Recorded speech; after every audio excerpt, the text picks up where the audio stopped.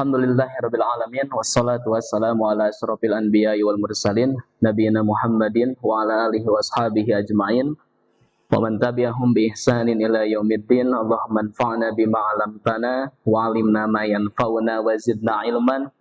Allahumma inna nas'aluka ilman nafi'an wa rizqan thayyiban wa amalan mutaqabbalan. Allahumma faqihna fid din wa 'allimna at-ta'wil. Allahumma la sahla illa ma ja'altahu sahlan wa anta taj'alu al-hazan idza syi'ta sahlan. Bapak-bapak kumaha daramang, Pak? Ibu-ibu damang? Bade ngangge bahasa Sunda, Indonesia atau napi Arab? Nah, kaifa asbahtum jami'an? Kumaha daramang sadayana? Paham sadayana bahasa Sunda? Hah? Paham? Alhamdulillah. Emot keneh, mudah-mudah pilih. Jama, emot keneh jama.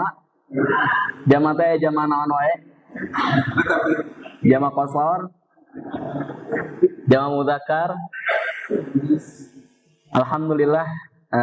Kalintang pinggah ibu bapak sadayana simkuring aya di payunan bapak ibu sadayana sanes simkuring jalmi anu faqih sanes jalmi alim panginten ku ayana simkuring di payunan bapak sareng ibu tapi naon namina teh tugas panginten ya. Ieu laras sadayana paham bahasa Sunda? Campur-campur ya. Jadi adanya saya di hadapan Bapak Ibu semua ya, ini hanya sebatas tugas saya yang diamanahi oleh Ustadz Husna ya. Beliau sedang ada di Gontor ya, sedang studi S2, biasanya online tapi ada 1 bulan sekali tugas langsung liko datang ke sana ke Gontor. Meskipun kalau beliau tidak kuliah tiap hari ketemu di pesantren karena sama-sama mengajar begitu. Kalaulah saya tahu tadi akan serentak seperti ini nanti bisa saya bawa laptop gitu untuk membahas tema tentang yang bisa dicoret-coret kalau banyak seperti ini.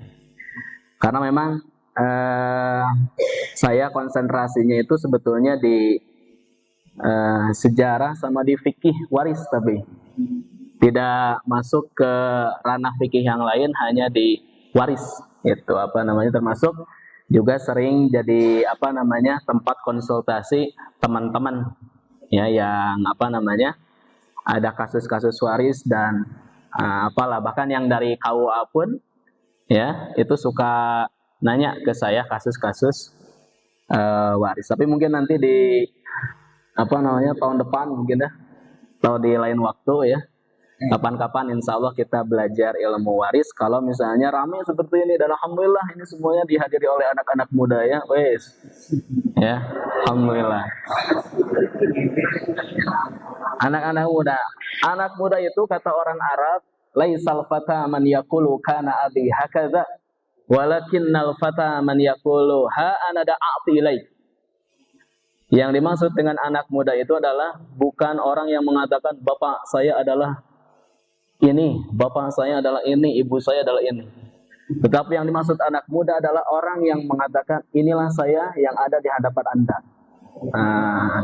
Jadi kalau bapak-bapak masih mengatakan seperti itu berarti masih muda. Alhamdulillah. Nah, Bapak Ibu semua, alhamdulillah saya sangat senang kalau misalnya belajar di ba'da subuh. Banyak jaminan dari Nabi SAW bagi orang yang beraktivitas di waktu subuh. Baik itu beraktivitas mencari nafkah atau aktivitas thalabul ilmi. Nabi mengatakan, Allahumma barik li ummati fi bukuriha. Ya Allah, berkahilah umatku yang beraktivitas di waktu pagi. Ya, ada mungkin sebagian dari kita yang tidak bisa hadir tiap hari untuk mengaji, untuk bertadarus di masjid. Sebagian mereka ada yang bertugas untuk mencari nafkah. Nah itu juga sama bergerak. Yang tidak boleh itu tidur ya. Nabi tidak mengatakan Allahumma barik li ummati fi naumiha. Ya Allah berkahilah umatku yang tidur di waktu pagi. Tidak seperti itu Nabi, tapi yang bergerak di waktu pagi. Baik, Bapak Ibu semua, saya punya tulisan-tulisan sederhana ya. Kalau dikasih judul ini mungkin judulnya kaya harta dan kaya hati. Wes ya. Kaya harta, kaya hati. Baik. Kita akan mulai dari hadis Nabi Shallallahu alaihi wasallam. Hadis ini diriwayatkan oleh Imam Al-Bukhari. Bapak Ibu semua kalau menyebutkan hadis riwayat Imam Al-Bukhari harus pakai alif lam. Sebab dalam ilmu nahwu itu nanti akan sangat begitu penting ketika Al-Bukhari pakai al dan Al-Bukhari yang tidak pakai al. Jadi hadis riwayat Bukhari. Nah itu berarti bukan Imam Al-Bukhari. Ya, tapi harus pakai al. Nah begitu ya. Jadi hadis riwayat Imam Al-Bukhari. Nabi SAW bersabda, "Laisal ghina an kasratil arad, walakinnal ghina ghinan nafs." Kata Nabi SAW, bukanlah yang dimaksud orang kaya itu bukan orang yang banyak harta, tetapi yang dimaksud orang kaya itu adalah kaya hati. Jadi kalau misalnya kita masih mengukur ya indikator kekayaan itu dilihat dari harta, kurang sempurna. Tapi yang lebih di atas itu adalah kaya hati. Syukur-syukur bisa dua-duanya, kaya harta, kaya hati. Insya Allah seperti ibu dan bapak semua, kaya harta, kaya hati ya. Baik, bagaimana para sahabat ketika mereka menyimak hadis Nabi Shallallahu alaihi wasallam ini? Lalu bagaimana amalan para sahabat? Di kitab Sahih Al-Bukhari itu disebutkan Pak, ada 70 qurra namanya. Apa namanya? 70 qurra. Tapi sanes qurra tukang lomba sanes. 70 qurra ini adalah mereka orang-orang yang rutin menghafal Quran, belajar Quran, mentadaruskan Al-Quran, mentadaburi Al-Quran di waktu malam. Kemudian mereka menutup aktivitas mereka dengan tidur. Di pertengahan malam mereka bangun, sholat tahajud sampai menjelang subuh. Tetapi di pagi hari mereka itu bekerja. Itu adalah qurra. Ayeuna aya jalmi anu anjeunna pulam ba'da salat anjeunna tadarus Al-Qur'an ba'da salat Isya, kemudian dilanjut sampai malamnya istirahat sebentar, kemudian salat tapi subuh kesiangan. Itu namanya bukan qurra. Eta mah kerek tah gitu kan. Benten sakedik antara qurra dan kerek.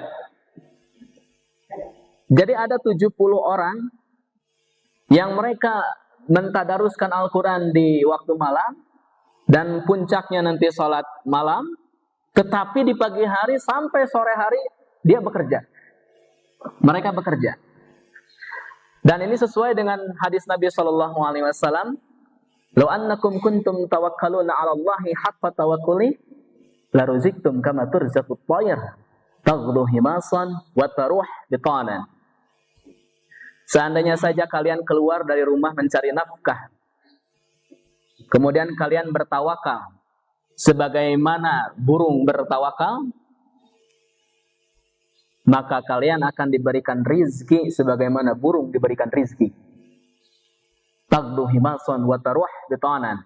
Yang namanya burung pergi di pagi hari dalam keadaan perut kosong. Bapak-bapak, ibu, ini perutnya kosong, masih kosong?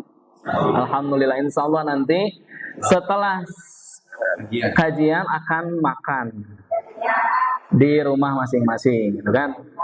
Di rumah masing-masing kan, nanti panitia ini Sok juga ya kalau disediakan di sini, kalau mendadak. Tagdu himason wa taruh bitanan. Burung itu pergi di pagi hari dalam keadaan perut kosong, tetapi pulang di sore hari dalam keadaan perut kenyang. Saya tanya, Bu, modal burung apa coba? Hah? Ya, panca inderanya apa saja? Ya boleh, sayap, ya, peraba, mata, paruh, kaki, terus, hah? Apalagi? Peluru, hah? Oh, perut. Iya betul ya. Nah, nih Bu, hamperu. Lihat Bu, burung pergi di pagi hari dalam keadaan perut kosong, pulang di sore hari dalam keadaan perut kenyang. Burung beraktivitas di waktu pagi hari. Apa pernah ibu-ibu lihat bapak-bapak burung yang kesiangan bangunnya ada? Wah, jam 10 kerek bangun ya. Jam 8, wah, kumapa cantuan wah apa? Hah? Buuk ya. Burung hantu kecuali. Jadi burung tidak ada yang bangunnya kesiangan. Saya di Banjaran itu keluar rumah itu sudah di hadapan rumah itu sudah sawah. Karena saya Banjarannya itu di atas yang mau ke itu begitu di apa namanya? Keluar rumah itu sudah kelihatan sawah. Mau ke masjid itu burung-burung sudah berterbangan. Kita bangun, saya kira mau bangun lebih awal, ternyata burung sudah mendahului kita. Dan burung di malam harinya tidak pernah berpikir mau terbang kemana. Ayah kita manuk anu tiwanggina enjing bade hibar ka mananya ya ayah manuk anu kitu enjing bade tuang naon nya panya gitu. Enjing bade naon namina teh jalan-jalan ka mana bismillah we manuk mah nya. Nu namina manuk yang namanya burung dari malam tidak pernah memikirkan besok mau makan apa. Yang jelas burung beraktivitasnya di waktu pagi. Ayah rizki di waktu pagi. Aktivitas, jangan tidur. Nah, tetapi ingat Pak, burung pulangnya bukan malam. Burung pulangnya di sore hari. Burung yang modalnya tadi cuman sederhana, panca inderanya oleh Allah, itu bisa memberikan hak rumah untuk keluarganya itu. Ya, di tatangkalan gitu kan, di pohon-pohon itu kan burung suka bikin ini ya, sarang. Hanya dengan modal paruh, dan itu pun ngambil apa namanya, ngambil serpihan-serpihan apa namanya, lidi-lidi kecil kayak apa namanya ya, partikel-partikel kecil dari dedaunan itu dikumpulkan sedikit-sedikit. Tetapi burung tidak pernah mengeluh. Jadi buminya. Bahkan burung bisa memberikan sisa-sisa makanan untuk keluarganya. Nah, itulah. Jadi kalau misalnya manusia ingin rizkinya lancar, maka aktivitasnya harus seperti burung. Jadi burung di pagi hari bergerak, sore pulang. Jangan kemudian kita berangkat malam-malam, pulang lagi malam-malam gitu kan. Cuman malamnya malam pagi dan malam-malam. Bang Toyib benar. Nah, jadi itu 70 orang sahabat ini bergeraknya di waktu mereka bergadang di waktu malam, sedikit sekali tidurnya, tetapi di pagi hari bekerja. Kata Anas bin Malik, ini hadisnya sangat begitu panjang, fihim khali. Di antara 70 orang itu ada paman saya. Namanya adalah Haram. Yaqra'unal Qur'an, mereka suka membaca Al-Qur'an, wa yatadarasuna fil lail, mereka suka mentadarusnya di waktu malam, wa yata'allamun, mereka suka mempelajari Al-Qur'an. Jadi levelnya bukan hanya membaca tapi menggali isi makna-makna Al-Qur'an. Jadi kalau kita ini pembisnis pedagang zaman Nabi itu seperti itu. Wakanu, dan mereka bin nahari di waktu siang, yaji'una bil ma fayada'unahu fil masjidin. Mereka ada yang bekerja di bidang perairan, buburuh cai Pak, ngangkut cai. Kemudian mereka meletakkannya di masjid Nabi Shallallahu Alaihi Wasallam. Wa yahtatibuna fayabi'unahu wa yashtaruna bihi ta'am li ahli sufa walil fuqara. Mereka berdagang bisnis, tetapi mereka hasil dagangannya itu tidak dibawa pulang semuanya ke rumah. Jadi kenging hasil dagang sata acan ka bumi dongkap heula ka Masjid Nabawi, disimpan makanan-makanan, kurma, air-air untuk fakir miskin dan ahlu sufah. Ahlu sufah itu adalah orang-orang yang bertergantungan di masjid. Mereka belajar talaki dengan Nabi SAW. Jadi kalau misalnya di masjid tiba-tiba ada air, ada kopi misalnya ya, ada kurma, ada nasi padang di masjid misalnya, ada makanan gitu kan. Nah itu sangat bagus, ya. Itu mencontoh teladan sahabat Nabi SAW. Bade uih kabumina nyimpen heula tuangan di masjid. Insya Allah ramai masjid katanya. Komo pami di masjidna aya sate Madura gitu kan. Alhamdulillah. Jadi mereka berdagang tetapi mereka tidak membawa atau mempoya-poyakan hasil dagang mereka sendiri. Mereka menginfakkan untuk fakir miskin. Mereka menyimpannya untuk orang-orang yang mau sholat ke masjid Nabi SAW. Ini sangat jadi teladan ya bagi kita semua untuk meniru para sahabat. Nah di antara 70 orang itu Pak, ada sahabat yang bernama Abdurrahman ibn Auf. Siapa namanya? Abdurrahman ibn Auf. Karena kata Ibnu Hajar yang disebut 70 orang itu bukan mutlak 70 tapi banyak juga yang lain. Nah di antara mereka adalah Abdurrahman ibn Auf. Dia lahir tahun 44 sebelum Hijriah sampai tahun 32 Hijriah. Anjeunna teh seorang pedagang yang kaya raya. Ini saya ringkas ya. Beliau pernah bersedekah gandum, Pak.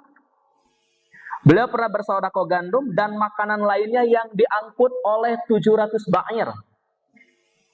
700 ba'ir teh unta, jadi unta yang di atasnya ada kemah, ibu tahu? Nah, itu namanya ba'ir.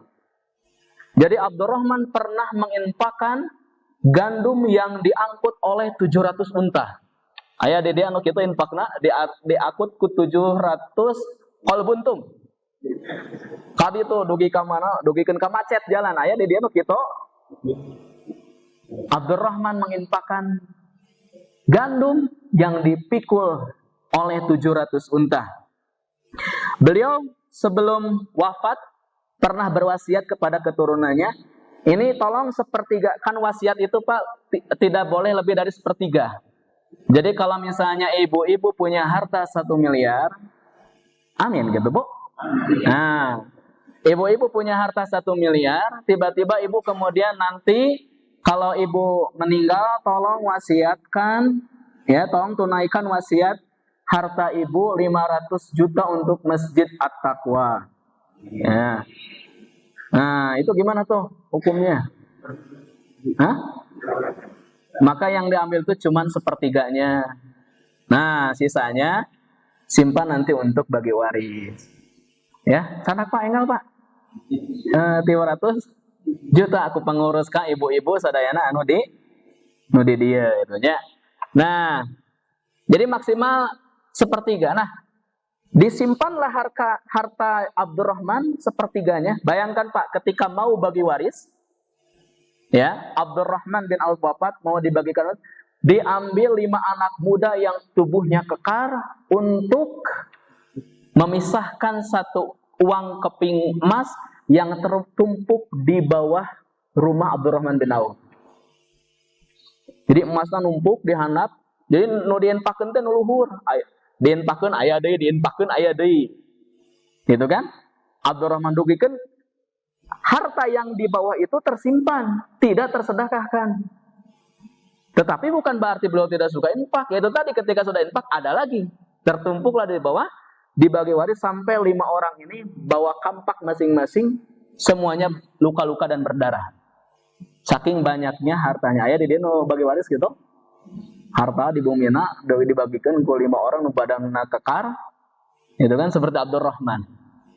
Nah, ternyata ada sepertiganya itu dipisahkan. Nah, sepertiganya itu kurang lebih 100 kuda kuda, Pak. Kalau kita sekarang 100 motor, kemudian 50.000 dinar. Ini tidak sampai sepertiga karena aset-asetnya ada yang berbentuk gunung, ada yang berbentuk tanah. Ini mah yang ada di rumahnya 100 kuda dan 50.000 dinar. Saya tanya, 1 dinar berapa? Hah? 1 dinar itu 4,25 gram emas. Dikali 50.000 dinar. Kalau dikalikan dengan harga emas yang sekarang, total yang diwasiatkan oleh Abdurrahman ini bukan sepertiga maksimal, bukan, hanya sebagian dari sepertiga. 225 miliar. Ada yang pernah berinfak 225 miliar? 50.000 dinar. Wasiat. Ini tidak sampai ini ya. Tidak sampai yang sepertiga yang terinfakkan. Dengan catatan Imam Az-Zahabi sampai seperti ini. Nah, Abdurrahman, Pak, ini hebatnya Abdurrahman, ketika beliau berdagang, modal 1 peti emas, itu kan, didagangkan, dapat 2 peti emas. Kemudian konsultasi dengan istrinya, wahai istriku, maukah kita infakkan semua peti emas ini? Kata istrinya, silahkan. Wes, hebat, ayah nukitunya. Istri bapak-bapak kantos gitu kan, kalau istri diizinan syarat 1 keping emas. Bagaimana komentar ibu-ibu kalau misalnya ditawari oleh suami seperti itu ya? Keheula atuh bapak. Nah, keheula atuh bapak. Tapi istrinya Abdurrahman, silakan. Dan ternyata betul digolangkan, besoknya datang 3 peti emas. Besoknya diinfakkan lagi 4 peti emas. Luar biasa gitu kan dagangnya. Kenapa? Para sahabat Nabi SAW diberikan jaminan oleh Nabi, hadisnya hadis qudsi. Ya bana Adam, unfik alaik. Hai anak cucu Adam, berinfaklah kalian, aku nanti akan langsung menggantinya. Begitu tadi saya selesai mengimami itu cancel ngantri, langsung mapai gitu kan, ke belakang, harusnya ke depan dulu ya. Karena pausnya ada di depan. Saya terinspirasi, oh betul, ada uswatun hasanah dari masjid ini, bisa dicoba nanti di masjid kampung saya.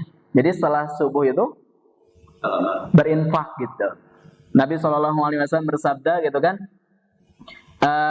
tidaklah datang sewaktu pagi kecuali ada 2 malaikat yang menemaninya. Bagi orang yang berinfak, 1 malaikat akan mendoakan, Allahumma a'ti munfiqan khalafan. Ya Allah, berikanlah ganti kepada orang yang berinfak di waktu pagi hari ini. Tetapi bagi orang yang ada kesempatan tetapi tidak mau berinfak, kata malaikat yang satu lagi, Allahumma a'ti mumsikan talafan. Ya Allah, binasakanlah harta orang yang tidak mau berinfak ini. Jadi infak di waktu pagi itu ada kelebihan khusus yang diberikan jaminannya oleh Nabi SAW. Baik Pak, Abdurrahman bin Auf seperti itu Pak. Ayadi itu paling kaya pada waktu itu. Itu Abdurrahman Pak. Bahkan Abdurrahman pernah melunasi 1/3 hutang penduduk Madinah. Jadi kamu punya hutang? Punya kepada siapa? Nih saya kasih lunasi 1/3 penduduk Madinah. Di lain waktu Abdurrahman pernah mengetuk pintu orang-orang 1/3 dari penduduk Madinah, dikasih uang cuma-cuma. Assalamualaikum, kaipahalu? Ini uang untuk Anda. Ayo dia gitu. Kalau ada orang yang seperti itu sekarang jadi apa orang tersebut? Hah? Ketua partai. Nah. Jadi sultan ya. Jadi kalau ada orang seperti itu, wah sekarang itu pasti dipuja-puja oleh masyarakatnya ya. Disilaturahmi, tetapi dikasih uang. Di kita suka ada ya yang suka silaturahmi juga, tapi proposal gitu kan. Nah, tapi itu, Idul Fitri. Nah itu Abdurrahman ibn Auf. Kemudian Pak, ada sahabat Abdullah bin Zubair. Itu juga sama, masuk kepada 70 orang tadi. Abdullah bin Zubair bin Awam itu adalah putra pertama dari Zubair bin Awam yang menikah dengan Asma binti Abu Bakar. Anak muda salah satu anggota panitia pengumpulan Al-Quran di zaman Utsman bin Affan. Jadi anak-anak muda semuanya. Al-Quran yang sampai kepada kita itu dikumpulkan oleh anak-anak muda semuanya.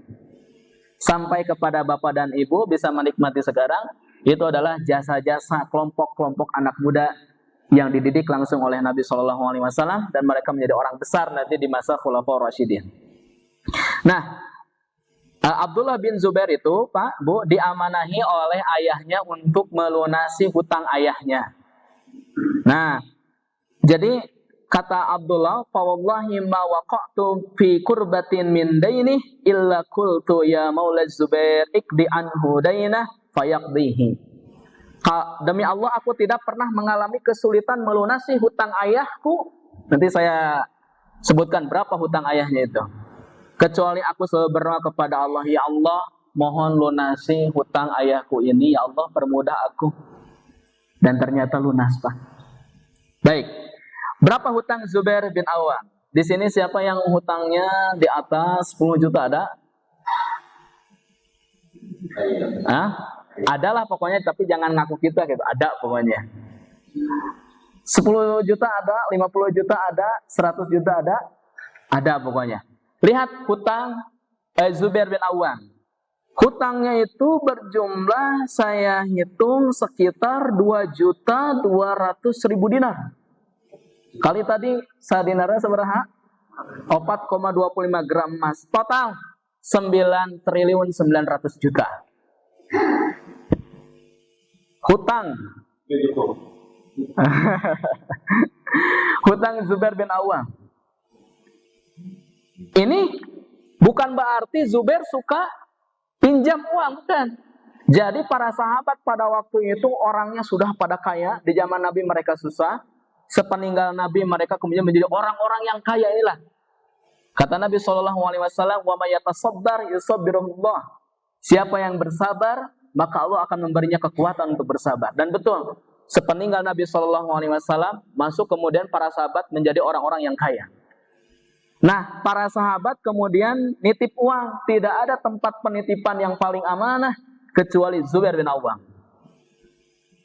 Nah, total kemudian 9.900.000.000, kita bulatkan 10 triliun. Nah, bagaimana harta Zubair? Harta yang ditinggalkan oleh Zubair, Pak. Nih, saya sebutkan. 15 rumah. Rumah kapungkur, sanes rumah tumbakan ya. Sanes rumah tumbakan, tapi legana nu kalintang. Lega pisan. 15 rumah itu 11 di Madinah, 2 di Basrah, 1 di Kufah, dan 1 di Mesir. Ya. Ibu-ibu ada yang punya rumahnya di luar Indonesia ada? Ya. Ini di 11 di Madinah, 2 di Basrah, 1 di Kufah, 1 di Mesir.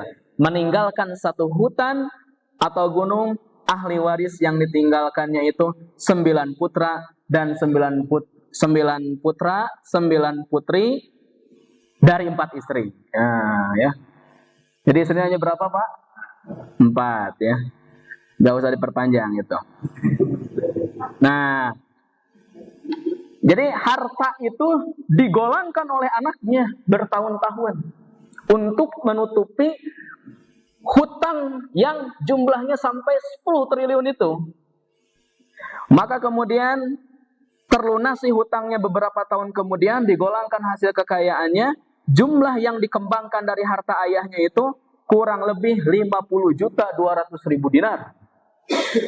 Kali tadi dengan harga dinar sekarang, harga emas sekarang kurang lebih 225 triliun 900 miliar. 225 triliun lah sudah saja bulatkan. Jadi hartanya padahal hutangnya cuma berapa? 10 triliun. Ini yang berhasil digolangkan berapa? 225 triliun. Wah, penghar pisan. Tadi kalau kita punya hutang, jangan kemudian kita semakin gali lubang, tutup lubang, gali lubang, tutup lubang. Yang lebih parah lagi terus menggali. Ya. Dan saya amanatkan kepada kita semua, kalau kita masuk ke sistem ribawi, tidak akan pernah tertutup hutang kita sampai kapanpun. Maka cara yang paling enak yaitu adalah bersabar, qanaah, golangkan semua harta yang halal, insya Allah Allah berikan kemudahan. Baik. Nah, jadi orang-orangnya jadi kaya semua. Ketika ditanya, Abdullah, Anda itu melunasi hutang sampai sebesar itu, amalnya apa? Kata beliau, karena qala Mujahid, ini apa namanya? Mujahid berkata, qala Ibnu Zubair, idza qama ila shalah fa ka'annahu 'ad. Abdullah bin Zubair, seorang pedagang yang kaya raya itu, kalau sholat dia bagaikan pohon yang tegak. Nah, maksudnya lami sholatnya apa? Wa haddasa anna Abu Bakrin kana kadek, dan begitu juga kakeknya Abu Bakar seperti itu. Jadi anjeunna nama pami sholatnya Pak seperti pohon yang tegak, khusyuk sholatnya, lami sholatnya. Pami orang mah lami tatih teh sanes wazilat qulubuhum, tapi wazilat tu'uruhum, ya. Tu'urna nu bergetar teh. Nah, bagaimana sholatnya Abu Bakar? Bapak lihat nanti sirah-sirah tentang Abu Bakar. Abu Bakar pernah mengimami sholat maghrib, ya. Assalamualaikum warahmatullahi, assalamualaikum warahmatullahi. Beres langsung sholat isya. Pernah ada yang mengimami di sini begitu? Coba di sholat tarawih Pak, insya Allah nanti dicoret itu imamnya, ya. Itu Abu Bakar sampai sholatnya seperti itu. Bahkan dalam kitab Muwatta Malik disebutkan sholat tarawih di zaman Abu Bakar itu dari ba'da isya sampai mau menjelang adzan subuh. Hadis-hadisnya sahih. Wa ma kunna nansarifu illa fi furu'il fajr, dan tidaklah kami selesai sholat kecuali mau adzan subuh. Nah, inilah apa namanya yang belum kita amalkan. Nah, ini Abdullah bin Zubair juga mengikuti sunnah Nabi Shallallahu Alaihi Wasallam. Pak, saya tanya, Nabi kalau sholat subuh itu bacanya berapa ayat? Ada yang tahu? Al-Baqarah, Al-Imran, matung kereng sana jam seberapa apa? Nabi itu kata para ulama disebutkan sholat subuh Nabi itu per satu rakaatnya itu 60 sampai 100 ayat. Kalau standar anaba itu 40 ayat, satu halaman, satu kaca setengah, berarti kalau 60 ayat itu 2 kaca, satu halaman bolak-balik. Nah, itu satu rakaatnya Nabi. Kalau tadi saya satu halaman, satu halaman itu dibagi 2 rakaat. Jadi satu rakaat satu kaca. Ya. Karena nanti takut itu memberatkan. Ya. Nabi SAW dalam riwayat Bukhari dalam kitab sholat disebutkan gini Pak, Nabi sedang mengimami sholat duhur, para sahabat ada ingin buang hajat. Kan buang hajat zaman dulu itu kan tidak seperti kita, ya, dekat. Para sahabat ada yang keluar, sebagian masuk lagi. Nabi belum selesai ruku di rakaat pertama. Itu sholat duhurnya Nabi Shallallahu Alaihi Wasallam. Karena para ulama menyebutkan sholat duhur hampir mirip panjangnya seperti sholat subuh. Sholat asar setengahnya. Sholat maghrib fleksibel. Kadang juga Nabi membaca surat At-Tur. Kata para ulama, itu Nabi sholat duhur itu kisaran membaca surat As-Sajdah 3 halaman. Ya, coba Bapak Ibu nanti yang coba di rumah. Bagaimana hebatnya kaya harta dan hatinya para sahabat. Ustadz jenakan tong panjang teuing da Mu'ad bin Jabal ge dicarekan. Nah, gitu kan? Terang alasannya Bapak. Mu'ad ge sebenarnya dicarekan cenah imaman Isya. Gitu kan? Panjang teuing. Leres, Bu, dicarekan ku Nabi. Tapi kedah utuh baca hadisnya begitu. Mu'ad bin Jabal itu jadi imam. Para sahabat dan yang lainnya sudah siap-siap mau nyebor tanaman dan memberi makan unta, gitu kan? Nanti saja memberi makan unta dan menyiram tanaman setelah sholat isya biar jongjon ka masjid nyanak akutan katinggali ku Muad ngahajakeun anjeunna teh salat Isya rakaat kahiji Al-Baqarah, rakaat kedua Al-Imran.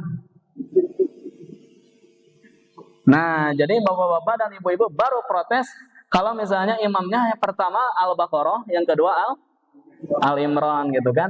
Para sahabat kemudian tidak jadi nyebor kepelakan sareng maraban onta. Digenggereuhkeun Muad radhiyallahu anhu Nabi sallallahu alaihi wasallam, Muad begini lihat kondisi. Pami ibu badai maraban onta ya. Tentu imam kita itu tidak terlalu panjang. Jadi kita harus berlatih.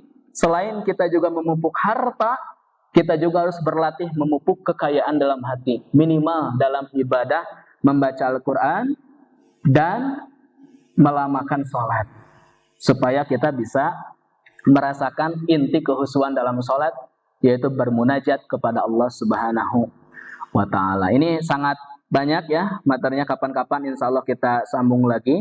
Banyak teladan-teladan para sahabat, mereka selain bekerja, mereka juga bisa mengagendakan untuk berinfak, mereka juga bisa mengagendakan untuk membantu sesama. Nah, ini mudah-mudahan bagi kita semua menjadi teladan. Kita mencari nafkah, kita bekerja juga jangan sampai dilewatkan atau dilupakan berbagi kepada sesama, menghidupkan masjid-masjid Allah, zakat, infak, sedekah dan yang lainnya. Mudah-mudahan Allah Subhanahu wa Ta'ala mempermudah segala rizki dengan penuh keberkahan datang kepada kita semua, dan mudah-mudahan juga kita bisa termasuk dari orang-orang yang kaya harta dan kaya hati. Rabbana la tuzigh qulubana ba'da idh hadaytana wa hab lana min ladunka rahmah innaka antal wahhab. Rabbana innaka jami'un nasi liyaumil la raiba fih innallaha la yukhliful mi'ad. Rabbana atina fid dunya hasanah wa fil akhirati hasanah wa qina adzabannar. Qul qouli hada wa astaghfirullah li wa lakum. Assalamualaikum warahmatullahi wabarakatuh.